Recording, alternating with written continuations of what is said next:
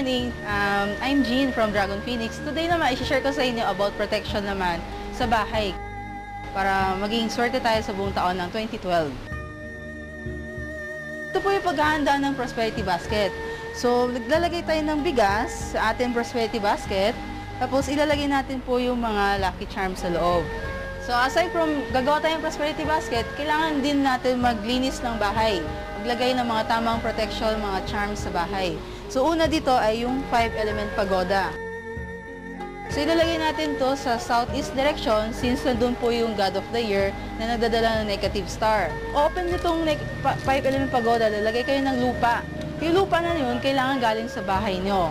Tapos, isisil mo siya, lalagay nyo sa southeast direction.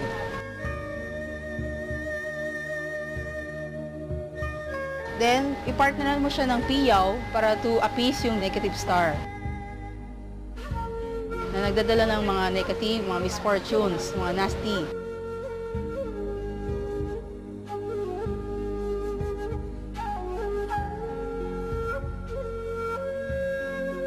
Pagkatapos, magdi-display kayo or magdidikit kayo ng Tai Sui card doon sa southeast direction para iwas po sa mga negative.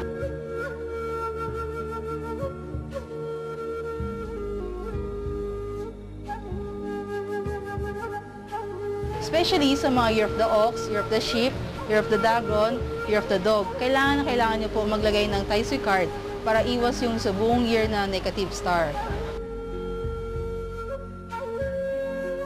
Magdala kayo ng Tai Sui amulet para to protect you from danger, from misfortune. Kasi po kayo po yung pinaka hindi swerte sa 2012.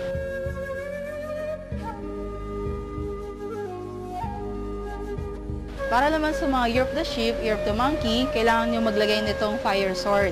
Lagay nyo sa southwest direction para iwas quarrels, iwas mga misunderstanding, iwas mga conflict. Kasi medyo madalas tayo makaka-encounter ng ganitong problem sa 2012. So para masuppress natin yung negative star, lagay kayo sa southwest direction.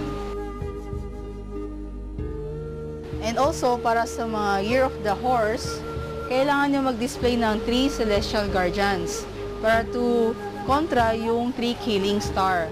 Ano ba ibig sabihin yung 3 killing star? Yun yung dadala ng loss of money, loss of relationship, and accident. So, isusuppress nyo to gamit tong 3 killings or 3 celestial guardians sa south direction. Para naman sa mga Year of the Dog, Year of the Pig, kailangan nyo po maglagay ng rhino to protect you from violent and robbery star.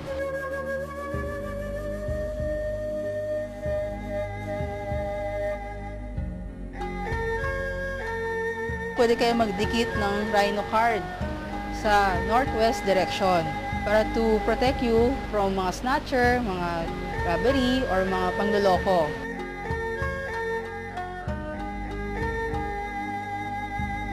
Sana marami po kayo natutunan about sa tips ko about protection. Ilagay natin sa tamang direction ng mga items or mga cures, mga enhancer para magkaroon ng tamang effect sa atin. Bye-bye! Happy New Year!